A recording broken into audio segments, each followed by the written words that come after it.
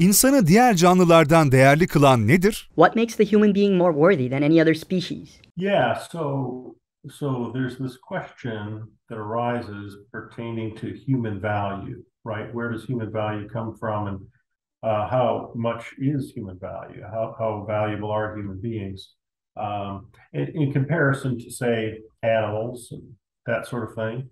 Yeah, that's an interesting question. And as a believer in God, I'm inclined to think that the best explanation and the main reason why we as human beings have the value that we do is because we have been created by God. And as a result, we've been imbued with tremendous value. We have been made in the image of God, we're told in the Old Testament. And so this is something that the Jews believe in, and Christians believe in, and Muslims believe in. All of us believe that we have been made in God's image.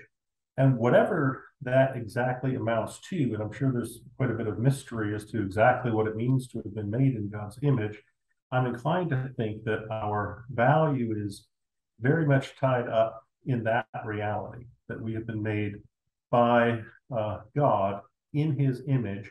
And I don't think that that merely has to do with capacities, say to think or reason or something like that, even though those are, tremendously powerful and distinctive capacities of human beings, because people who are, say, mentally impaired have the same sort of intrinsic value as human beings, we're inclined to think, right? So it's not a capacities-based kind of approach. It's not what we do or what we're capable of doing. It's something more like who we are. In some sense, God has created us as very special creatures, made in his image. We are not told of, say, animals that they were created in God's image, for example.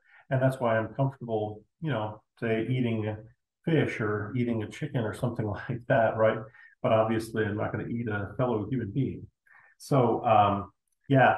And that said, I think that animals too have value, right? But just not the same level of value as human beings, right? If I had to choose between saving your life and saving a dog's life, even if I really loved the dog, and even if I didn't know you at all, I would still choose to save you as a human being, and I think all of us as human beings have that intuition. And that's an interesting point, isn't it?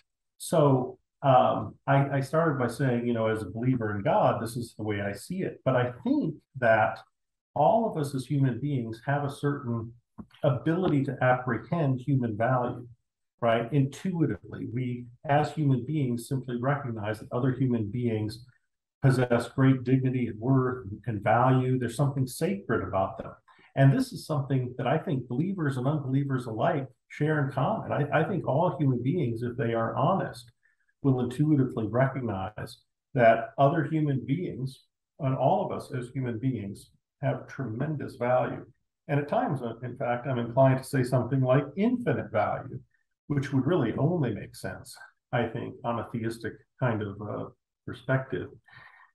But yeah, it's a view of the world according to which we're more than just collections of atoms and molecules, right? We really are eternal creatures, immortal creatures, capable of having a relationship with God and capable of loving relationships with others, learning to love God with all of our heart and soul and mind and strength, and our neighbor as ourselves, and that whole thing. So yeah, it's a compelling view of the world because when we are confronted with distinctive and powerful human value, the question will arise, right? How do you explain that? What makes sense of this? What is it about the world that makes sense of our having that kind of value? And that's where I think theism, which is the belief in God's existence, provides an impeccable, very powerful and persuasive account for where that value came from.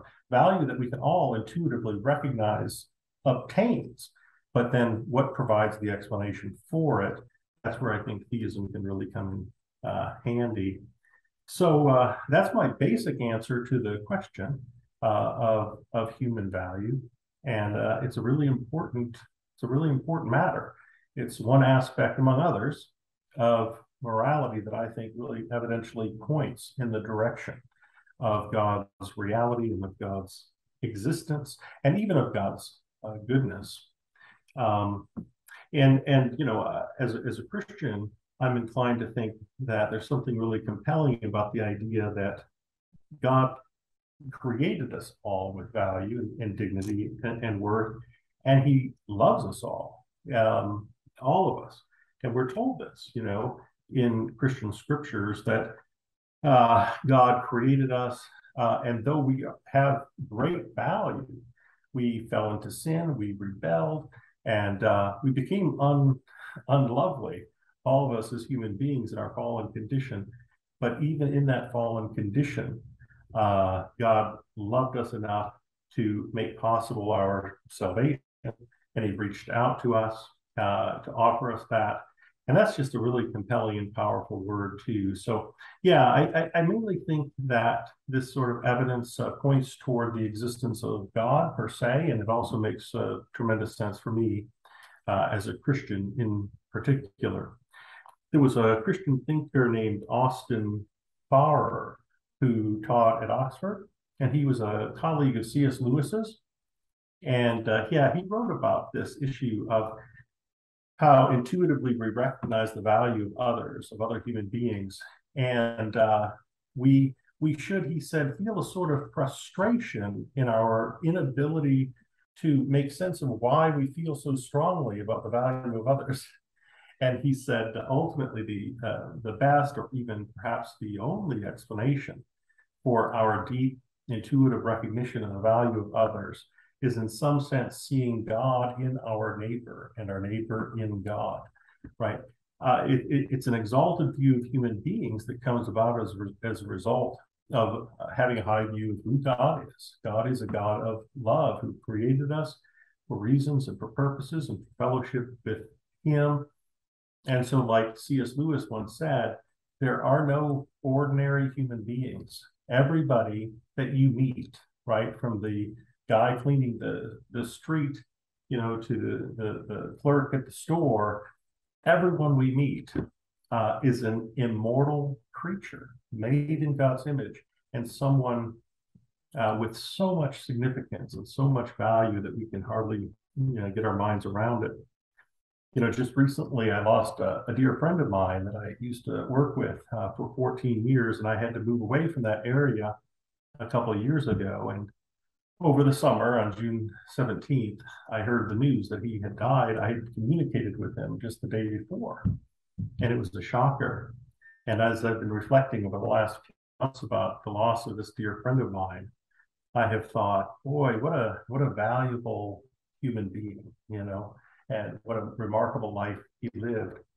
But then it, you know, strikes me, and I remember this is true for everybody. All human beings are truly remarkable, intrinsically valuable. They are sacred, immortal creatures. And the process of learning to love our neighbor as ourselves, it can be a difficult process, but that's kind of our job, you know, to put in the work and really acknowledge how special other people are, all of us as human beings.